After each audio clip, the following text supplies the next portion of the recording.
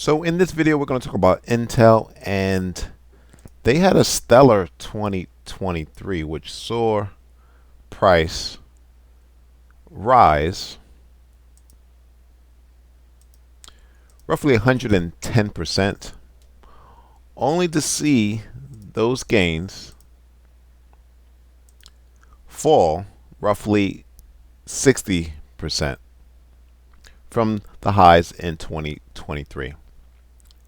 Now, is 2025 going to be a duplicate of 2024 or 2023? To get some clues, let's look at this article and then we'll get into the charts, look at some levels of interest before ending the video. Alright, so the chip maker's decline appears to be linked to an article published late Friday by the Wall Street Journal. This is recent price action that highlighted the challenges facing the company. The pullback for the stocks looks even more significant because more major chip stocks were rallying Monday after Foxconn's fourth quarter report arrived with bullish indicators for the AI market.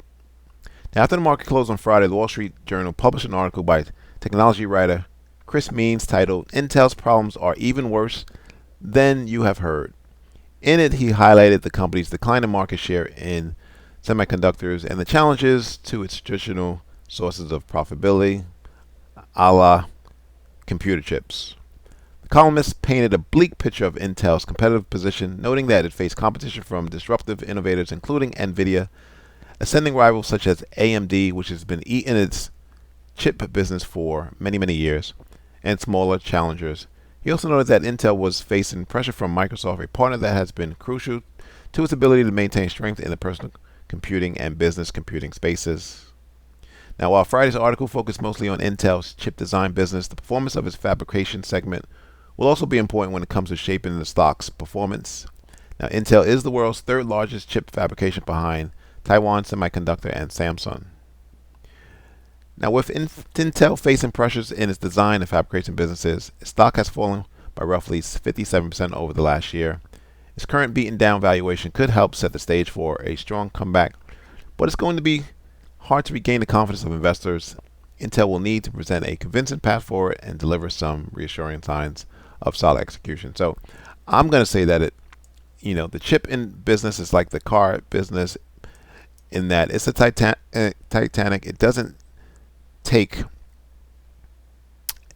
a turnaround time to happen quickly. It takes time. Alright, so this is the monthly chart. We're going to drill down to the weekly chart because that's where the price action as of late is happening. And what you can see is last summer price formed a divergence between price action. We had lower lows, but on your RSI, which is a momentum indicator, you had higher highs. And rightfully so, price pushed higher as price was oversold, but it did run into resistance, which was support back in 2022. Now, if price was going to continue to move higher, these levels had to hold at $22 based on the support. But back in early December, we had a candle close below, opening the door for more downside risk. Nevertheless, recent price action indicates that price is basing, waiting for its next catalyst. That catalyst could be good news in which price will move higher. That catalyst could be bad news in which price could form a lower low. Only time will tell. However, if you believe in Intel's story long term, scrolling out to the monthly chart once again, it's not a bad opportunity to get long based on where price was at just a couple of years ago. However, if you're conservative, you want to see more of an indication that price wants to move higher.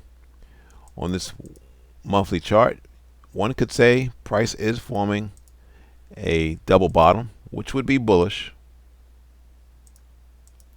But for my money, if prices are going to move higher, we need to take out this support resistance band at $25.